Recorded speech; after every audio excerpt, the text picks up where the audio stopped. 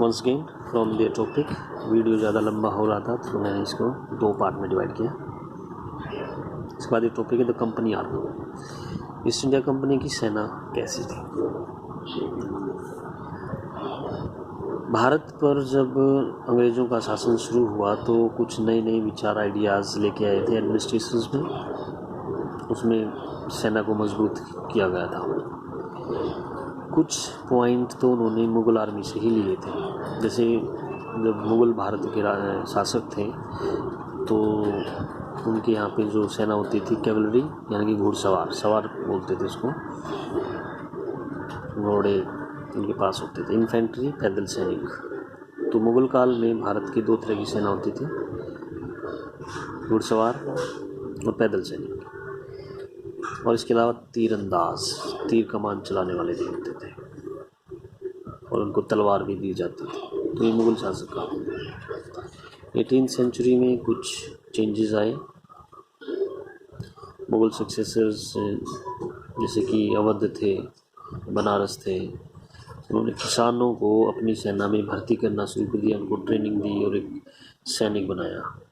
East India company ने भी ऐसा ही करना शुरू किया, यानी कि अपनी सेना में भारतीयों को भर्ती करना शुरू कर दिया, उनको ट्रेनिंग दी गई और उन्होंने भारतीय शब्द सिपाही को ही एडॉप्ट कर लिया था। यानी कि वो सिपाही नहीं बोल सकते थे तो वो सिपाही बोलते थे। भारतीय सैनिकों को सिपाही बोलते थे, तो हिंदी में हम सिपाही बोलते हैं। अंग्रेज़ों ने आर्मी में बंदूक इंट्रोड्यूस की, यानी कि वो अपने सैनिकों को बंदूक देते थे। उसमें अंग्रेजी जो शासन था वो काफ़ी दूसरे देशों में फैला हुआ था, जैसे बर्मा है, अफ़गानिस्तान है, इजिप्ट है। भारतीय सैनिकों को भर्ती किया वहाँ पर लड़ाई लड़ने के लिए, उनको बंदूकें दी, मस्केट, मैचलॉक्स। तो ये सारी चीज़ें जो थी वो अंग्रेज़ों ने शुरू की थी। अंग्रेज़ों ने यूरोपियन स्टाइल में ट्रेनिंग दी, डिसिप्लिन इंट्रोड्यूस किया इंडियन आर्मी।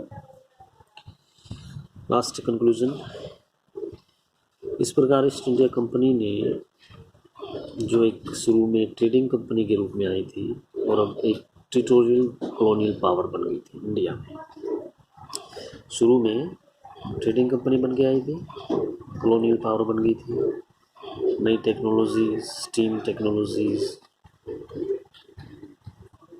के साथ आई, बहुत सारे चेंजेस किए। अब हम उनकी जो टेक्नोलॉजी थी 6 and 8 months to travel by sea, यानी कि भारत पहुंचने में 6 और 8 महीने लगते थे। अब उन्होंने कुछ ऐसे रास्ते खोजे थे जिससे कि यात्रा जो थी वो कम हो गई थी। 1857 में 1857 ईस्वी तक अंग्रेज़ों ने भारत के 63% एरिया पर कब्जा कर लिया direct. 78% of the population of Indian subcontinent combined with the indirect influence of the remaining territory। 78% population जो थी वो डायरेक्ट कंट्रोल में आ गई थी अंग्रेजों की। Okay, exercise question already I have send to you. Match the following, Hindi में ही भेज चुका हूँ। Filling the blanks, this true false, these are the exercise question 4, 5, 6, 7, 8, 9।